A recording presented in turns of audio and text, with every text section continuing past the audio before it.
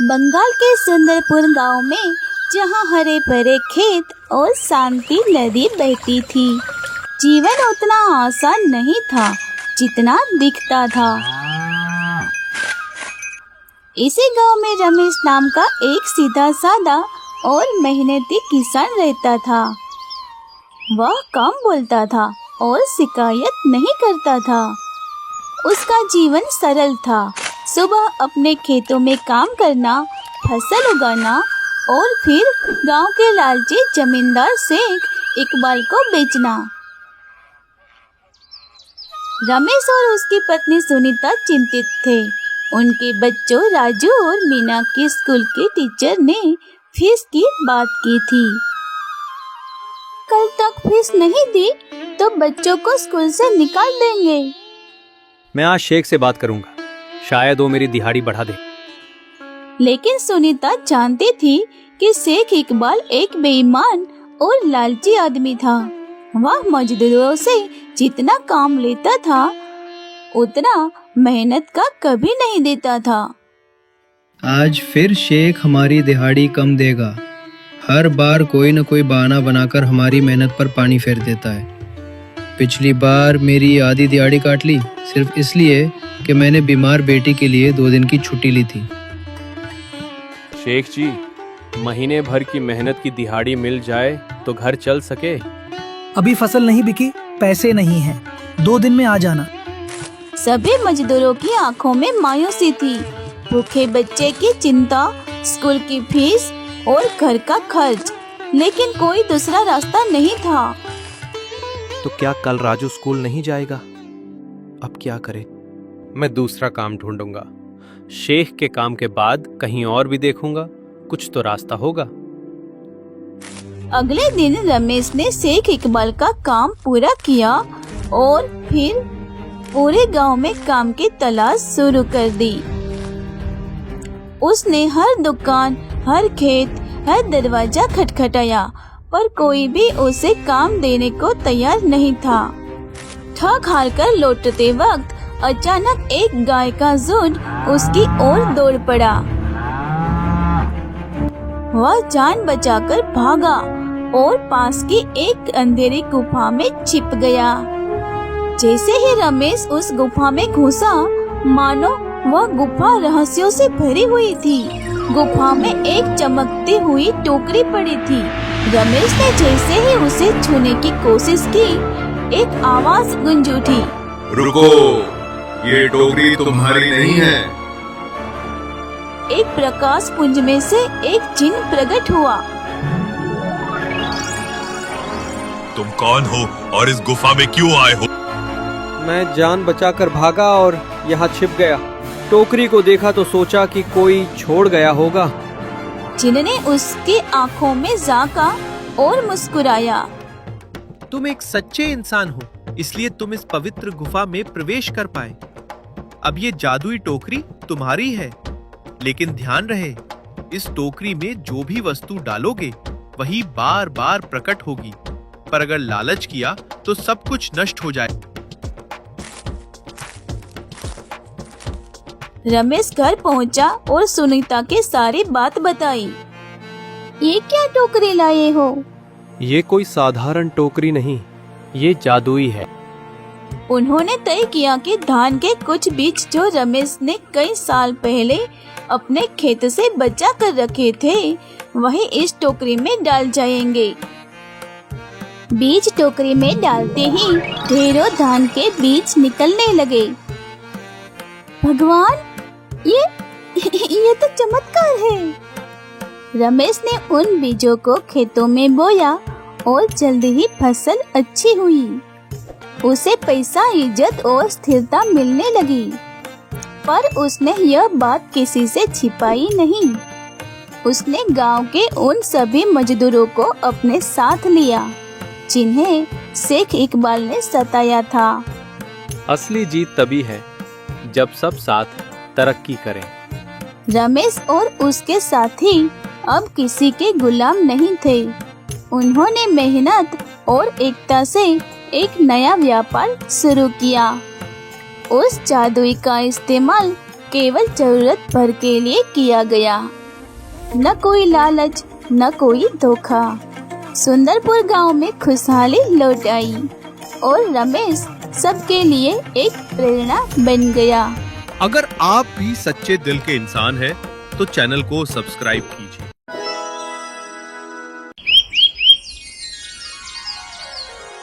शांतपुर नामक एक छोटे से गांव में अमन नाम का एक किसान अपनी पत्नी माया और बेटी परी के साथ रहता था। अमन बहुत गरीब था, लेकिन क्या ये गरीबी हमेशा के लिए थी या एक जादुई मोड़ उनकी किस्मत बदलने वाला था? जानने के लिए कहानी को अंत तक देखें। मेरी समझ में ये नहीं आता कि आखिर कब तक आप दूसरों के खेत में गुलामी करते रहेंगे। माया, मेरे पास इसके अलावा और कोई चारा भी तो नहीं है। अरे जब आपके पास अपनी जमीन है तो फिर आप उस पर खेती क्यों नहीं कर सकते?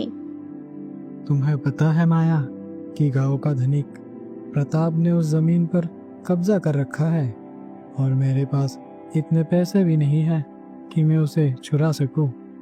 तो जाकर आप उससे बात क्यों नहीं करते? उससे कहिए कि वो आपकी जमीन वापस कर दे। आप उस जमीन पर खेती करेंगे और फसल बिकने पर आप उसके पैसा लौटा देंगे। अमन को अपनी पत्नी की बात अच्छी लगी। वो सीधा प्रताप के घर चला गया। क्या बात है अमन, क्या मेरे पैसों का इंतजाम हो गया है जो तुम मेरे घर पर आ गए? प्रताप साहब, पैसों का इंतजाम तो नहीं हुआ। और होगा भी क्यों? दूसरों के खेतों में काम करके तुम आखिर कितना कमा लेते होगे? मेरा ख्याल है तुम्हारे घर का खर्चा भी बड़ी मुश्किल से चल पाता होगा। प्रताप साहब, जब आप सब कुछ जानते ही हैं, तो फिर आप मेरी मदद क्यों नहीं करते? तुम्हारी ही मदद की थी ना मैंने तुम्हें पैसे देकर, मगर तुमने ब्याज चुकाना तो बहुत दूर की बात है, तुम तो मूल तक नहीं दे पाए। अब आप मुझे मेरी जमीन वापस कर दीजिए प्रताप साहब। मैं अपनी जमीन पर खेती करूंगा और फसल बिकने पर आपकी पाई पाई चुका दूंगा। तुम्हें मैं क्या मूर्ख दिखता हूं? जब तक मुझे मेरे पैसे वापस नहीं मिल जाते, तब तक मैं तुम्हें तुम्हारी जमीन वापस नहीं लौटा सकता। अब तुम जा सकते हो यहां से। अमन उदास होकर प्रताप के घर से बाहर निकल आया और अपने घर की ओर जाने लगा कि तभी बाजार में उसे शांतपुर के सरपंच वीरेंद्र मिल गया। अरे अमन, तुम्हारे चेहरे पे ये उदासी कैसी भाई? और आज तुम मेरे खेत पे काम पे भी नहीं आए। सब कुछ सही तो है ना? अब आपको क्या बताऊं सरपंच जी, प्रताप से अपनी जमीन वापस मांगने गया था, मगर उसने तकाजा जवाब देकर मुझे वापस कर दिया। क्या तुमने उसके पैसे लौटा दिए? नहीं सरपंच जी, मैं उसे यही बताने के लिए गया था कि अगर वो मेरी ज़मीन मुझे वापस कर देता है तो मैं उस ज़मीन पर खेती करके फसल बिकने के बाद उसके सारे पैसे चुका दूंगा। चिंता मत करो अमन, ईश्वर पर भरोसा रखो, सब कुछ सही हो जाएगा। अमन वहाँ से सीधा घर चला गया। घर जाकर उसकी पत्नी माया उससे बोली, आखिर वो अपने आप को समझता क्या है? तुम्हें अब सरपंच के खेत में काम करने की कोई जरूरत नहीं। मेरी समझ में नहीं आता माया, आखिर तुम चाहती क्या हो? सिर्फ सरपंच ही है जो मुझे अपने खेत पर काम करने देता है, समझी? और इसके बदले तुम्हें देता भी क्या है? सोचा तुमने? तुम आज से जंगल में लकड़ियाँ काटने जाओगे और वो लकड़ी बाजार में बेचोगे। इतना बोलकर माया ने एक बड़ी कुल्हाड़ी अमन को पकड़ा दी।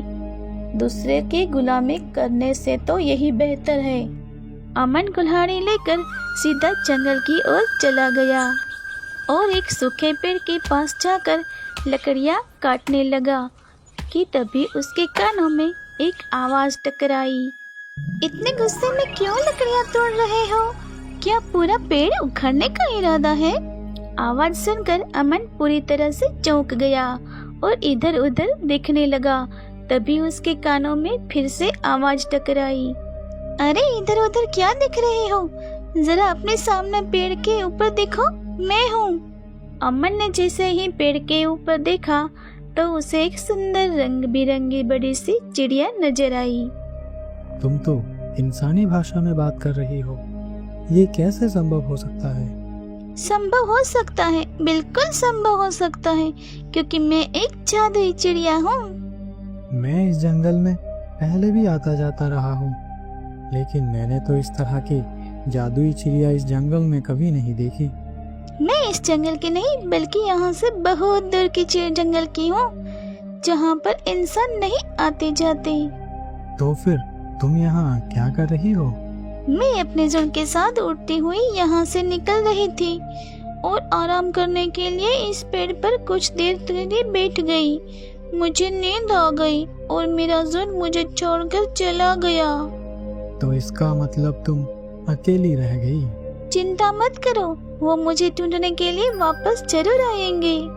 तब तक तुम क्या करोगी? तुम मुझसे दोस्ती कर लो और मुझे अपने घर ले चलो। तुम मेरा ख्याल रखो, बदले में मैं तुम्हारा ख्याल रखूंगी। और वो कैसे? पहले मुझे अपने घर तो ले चलो।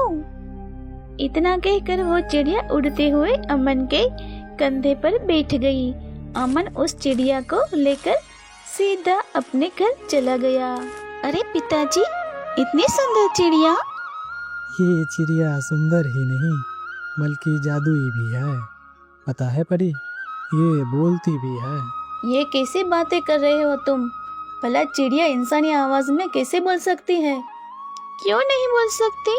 जादुई चिड़िया सब कुछ कर सकती है। परी और माया बुरी तरह से हैरत में पड़ गए और उससे गौर से देखने लगे। मुझे इतने गौर से मत देखो, क्या मुझे नजर लगाने का इरादा है? नहीं नहीं, ऐसी कोई बात नहीं। तुम्हारे चेहरे पर उदासी क्यों है? जब से यहाँ आई हूँ तब से सबके चेहरे पर उदासी ही दिख रही हूँ। अब तुम्हें क्या बताऊँ जादुई चिड़िया, जो लोग गरीब होते हैं और जिनके पास धन नहीं होता वो लोग उदासी होते हैं। तो चिंता क्यों करती हो?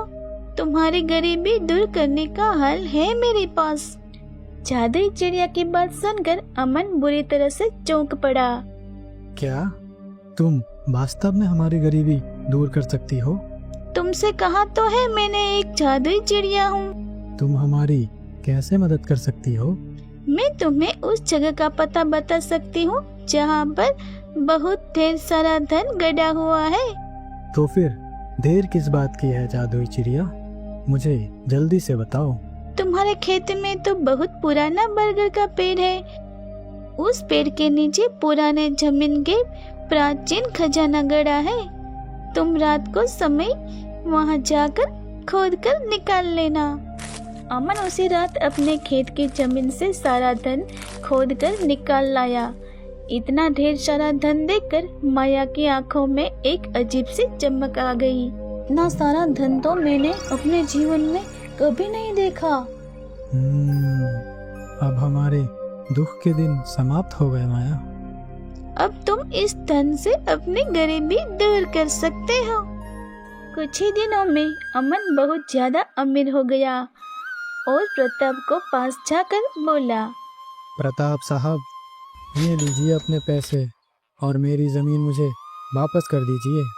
अरे अमन, अरे भाई तुम खड़े क्यों हो? बैठो ना, मैं तुम्हारे लिए चाय बनवाता हूँ। प्रताप की बात सुनकर अमन बुरी तरह से चौंक पड़ा। प्रताप साहब, आप मुझे अपने बराबर में बिठाएंगे? अमन, अपनी बराबरी में बराबर वालों को ही बिठाया जाता है। अब तुम हमारी बराबरी के हो चुके हो। मैंने देखा तुम्हारा घर मुझसे भी अधिक सुंदर बन चुका है। इतना बोलकर प्रताप ने अमन के जमीन के कागज लौटाते हुए कहा, अमन, जब आदमी बहुत धनवान बन जाता है तब उसके अंदर शासन करने की भी इच्छा होती है। एक दिन ये इच्छा तुम्हें भी होगी, इसलिए तुम अभी से इस बारे में विचार करना शुरू कर दो। अमन खुशी खुशी अपने जमीन के कागज लेकर अपने घर आकर अपनी पत्नी से बोला, आज प्रताप साहब ने मुझे अपने बगल में बिठाया और पता है, उन्होंने मेरे लिए चाय भी बनवाई और तो और उन्होंने ये भी कहा कि जब आदमी के पास धन आ जाता है तो उसे शासन करने की भी इच्छा होती है। उनकी ये बात मेरी कुछ समझ में नहीं आई। इसका मतलब हमारा सम्मान गांव में काफी बढ़ चुका है। उनका कहने का मतलब ये था बुद्धू कि हमें अब गांव में और भी जमीन खरीदनी चाहिए। लेकिन उसके लिए धन कहाँ से आएगा? हमारी ये जादुई चिड़िया किस काम आएगी? इतना बोलकर माया जादुई चिड़िया की ओर देखकर बोली, क्या तुम हमें और धन नहीं दे सकती? ये कैसी बातें कर रही है माँ? याद कीजिए, कुछ समय पहले हमारे पास पेट भर के खाने के लिए भी भोजन नहीं था। अरे हाँ, हमें पता है। हम बस इतना धन और चाह रहे हैं कि हम गांव की और जमीन खरीद कर उसमें खेती कर सके। तुम सबने बहुत सेवा की है, इसलिए मैं तुम्हारी ये बात भी मानूंगी। इस गांव के सरपंच के खेत के आगे जो जंगल है, वहाँ पर एक चमेली का वृक्ष है। उस चमेली के वृक्ष के नीचे एक राजा के बहुत पुराना सोना और चांदी का बक्सा रखा है, तुम उसे निकाल लो। अमन उसी समय उस चमेली की वृक्ष के पास गया और वो बक्सा निकाल कर ले आया। इतना सारा सोना देखकर माया की आंखें चमकने लगी। ये तो बहुत सारा सोना और चांदी है, इसे बेचकर तो हम पूरा गांव खरीद सकते हैं। हाँ माया, और हम ऐसा ही करेंगे। अमन अगले दिन उस सारे सोने को नजदीकी शहर समृद्धि नगर में बेच आया और उसने गांव के बहुत से लोगों की खेत मुंह मांगी कीमत पर और जबरदस्ती खरीदने लगा। एक दिन अमन सरपंच वीरेंद्र के पास जाकर बोला, मैं तुम्हारी जमीन खरीदना चाहता हूँ सरपंच। अमन, मैं जानता हूँ तुम बहुत धनवान हो चुके हो, लेकिन ये जमीन मेरे पुरखों की है भाई, मैं इसे नहीं बेच सकता। सरपंच की बात सुनकर अमन को अब क्रोध आने लगा। तभी वहाँ पर प्रताप आ गया और अमन की ओर देखकर बोला, अमन, जब सीधी उंगली से घी नहीं निकलता तब उंगली टेढ़ी करनी चाहिए। मैं आपकी बात का मतलब नहीं समझा। अमन, मेरे बगल में खड़े हुए मेरे साथी भीम को देख रहे हो? तुम्हें भी अब अपने ऐसे ही लंबे चौड़े जवानों की फौज इकट्ठी कर लेनी चाहिए, तुम्हारे काम आएगी। मैं आपकी बात का मतलब समझ गया प्रताप साहब। अरे अमन, साहब लगाकर क्यों मुझे अपमानित कर रहे हो भाई? सिर्फ मुझे प्रताप कहो, अब हम दोनों दोस्त हैं। प्रताप ने हंसते हुए कहा। अमन सरपंच वीरेंद्र की ओर देखकर बोला, सरपंच, कल अपनी जमीन के कागज तैयार रखना। अगर तुमने सीधी तरह से मुझे अपनी जमीन नहीं दी तो फिर मत भूलो कि प्रताप अब मेरा दोस्त है। मैं तुम्हारी जमीन छीन भी सकता हूँ। इतना कहकर अमन वहाँ से चला गया और सरपंच वीरेंद्र भी मुंह लटकाकर चला गया। प्रताप का साथी भीम प्रताप की ओर देखकर बोला, मेरी कुछ समझ में नहीं आ रहा प्रताप साहब, आखिर आप अमन की तरफ कैसे हो गए? आपको तो उससे जलन होनी चाहिए कि कल का यह भिखारी आज आपसे भी ऊंचा हो गया। तुम्हें क्या लगता है भीम, क्या मेरे कलेजे में सांप नहीं लौटता? तो फिर इसका कोई उपाय कीजिए। उपाय कर दिया है भीम। पहला कदम मैंने उसे अपनी बराबरी में बिठाकर उठा दिया था, दूसरा कदम मैंने अब उठा दिया है। तुमने शायद देखा नहीं, गांव वालों के दिलों में अमन के खिलाफ नफरत बढ़ रही है और बगावत भी। लेकिन आखिर इसके पास इतना ढेर सारा धन आया कहां से? मुझे इस बात से कोई मतलब नहीं। मैं तो बस ये चाहता हूं कि ये दोबारा भिखारी बन जाए। रहा सवाल धन का, तो मैं खानदानी अमीर हूं। मुझे धन की इतनी कोई लालसा नहीं है। धन की लालसा अमन जैसे गरीब भिखारी को होती है, जिन्होंने अपने जीवन में पहली बार धन देखा होता। इधर अमन क्रोधित होते हुए अपने घर चला गया और सारी घटना अपनी पत्नी को बताने लगा। सरपंच की हिम्मत कैसे हुई आपके आदर्श को ठुकराने की? आदमियों को मदद लेने की भी कोई आवश्यकता नहीं, हमारे पास जादुई चिड़िया है। अब लेकिन वो कहीं नजर नहीं आ रही। छत पर परी उसके साथ खेल रही है।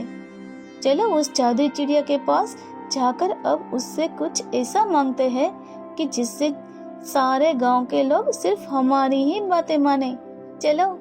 अमन अपनी पत्नी के साथ छत पर आ गया।